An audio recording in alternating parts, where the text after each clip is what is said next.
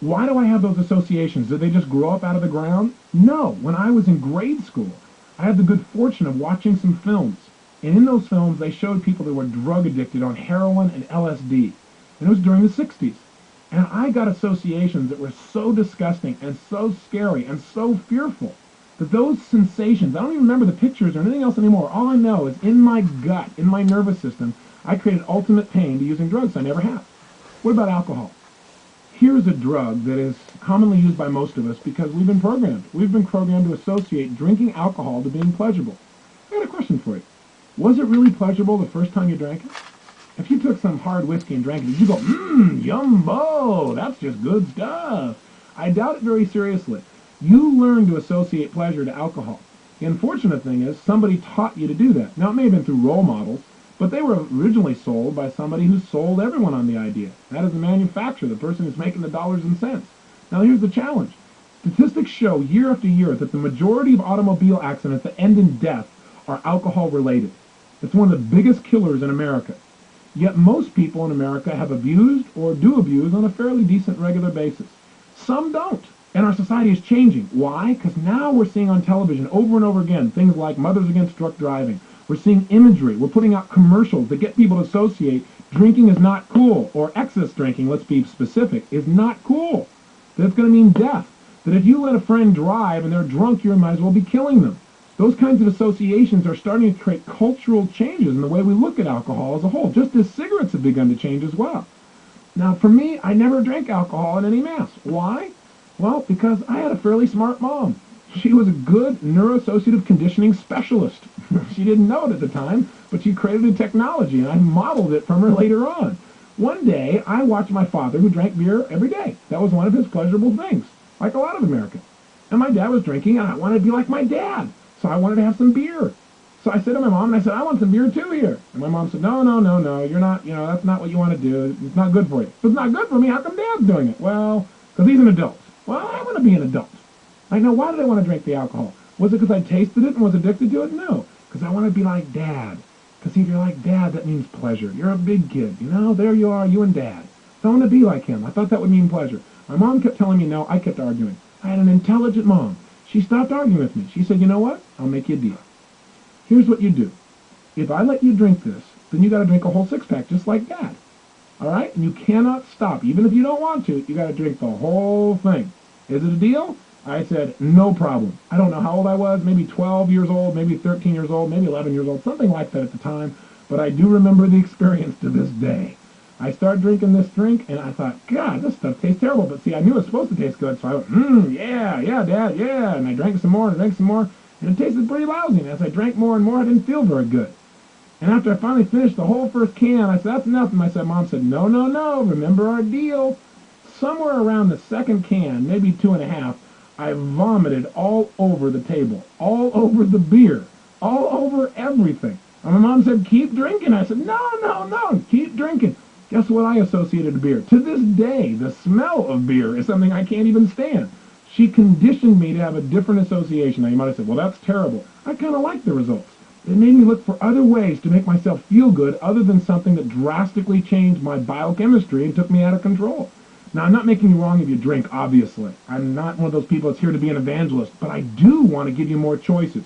You're going to learn in the next 2 tapes in Volume 3 how to get the same kinds of feeling changes, or what we call state changes, in your body and in your emotions that you could get from drugs or alcohol or food, but to do it without the use of any of those things. But meanwhile, right now, what I want you to do is take control and take a look at the consequences of your behaviors. That's what studying destiny is all about for me. Saying, what are the consequences of the present associations I have in my life? Where are they taking me? Are they taking me in the direction I really want to go? Hey, cigarette smoking. Why do people in our society smoke cigarettes? Answer's real simple. Because someone trained them to link pleasure to it. That's their neuroassociation. But what's the destiny of all of these things? Think about it. Did you smoke a cigarette for the first time and go, yumbo? I doubt it very seriously. You probably coughed and choked and your brain went, hey, stupid, what are you doing here? But you kept on smoking. Why? Because you watched commercials and you watched your friends and you watched movies where over and over again, what was linked to cigarettes?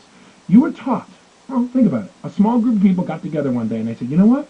We got a product. It's dirt cheap. It's totally addictive.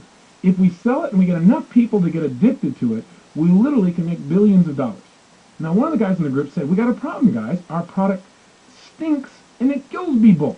And the other guy said, don't worry. People are stupid. We can train them. We'll just condition them to link to cigarette smoking the things they want most, things that have nothing to do with cigarettes.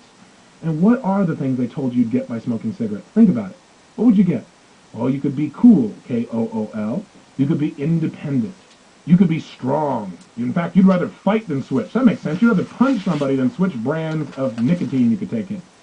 So if the way I do that is to smoke a cigarette, no problem, because the pleasure will be worth it. In fact, that pleasure is much, much more real than the pain of a few moments of choking on the cigarette. What else would you get if you smoked cigarettes? Well, it's obvious.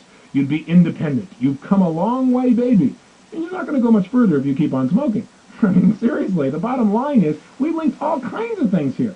In fact, sex is one of the major ones, right? Think about it. Boy, if you smoked, you'd be sexy. Doesn't that make you really, think of somebody sexy when you smell their breath other than smoking? Doesn't that, turn you on and stuff? I don't know about you, but it's not high on my list. And you know what? Or you'll be able to relax. If you smoke, you'll be able to relax. That's true. If you keep smoking, you're going to be able to relax for a long time. Seriously, what happened? You went to smoke a cigarette, and your brain went, hey, stupid, what are you doing? But another part of your brain went, shut up, brain, the sex will be worth it. You just went on doing it even further. See, our neuroassociations drive us even when they don't make any sense. Hey, can you get somebody to do something that's destructive just by getting their brain to link up that it's going to be pleasurable? You better believe you can. Think about it. I'll give you a classic example you've got to know of, World War II.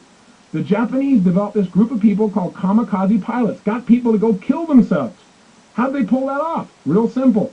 They got them to associate dying, something that would be fairly painful, to being ultimate pleasure. Why? Because it would honor your family. It would honor your country. Plus, you're going to go to a place that's much better than here where there's ultimate pleasure. See, we can train people to do anything, a lot of negative things. I watched a film the other day and I saw some negative neuroassociations. Classic example. The movie's called Jackknife. I don't know if you've seen it. But in the movie, Robert De Niro plays a Vietnam veteran, and basically the movie is about his relationships with other people based upon the negative associations that he created in Vietnam, or that he unfortunately experienced in Vietnam. And the interesting thing is, in this movie, this man, Jackknife, is known for his destructive behavior. And one of those behaviors is, when he gets really upset, he slams his fist through pane glass. Now, and they think he's a bit crazy. Well, he's courting this woman in the movie. And there's a point when he, she's giving him all the signals, and he really feels connected to her, and he starts to kiss her, and she starts to kiss him, and she pushes him away, and she goes a little crazy on him. And he tries to communicate, and it doesn't work. And finally she goes, just get out, just get out. And he takes his fist, and wham! He slams it through these pane glass, and all of a sudden he's bleeding all over the place. She immediately freaks out. She runs over and says, oh my God, what'd you do? She takes his hand, she tapes it up. She says, oh gosh, it's okay. Listen, I love the kiss. Well, after going to the hospital, he comes home and makes love to her. Now let me ask you a question. What kind of neuroassociations do people get from something like that? Well, this guy, I'll tell you why he slams his hand through that, because even though it's painful, his brain links up that it's much more pleasurable in the end because he gets so much attention for it. Haven't you seen that happen maybe even with kids?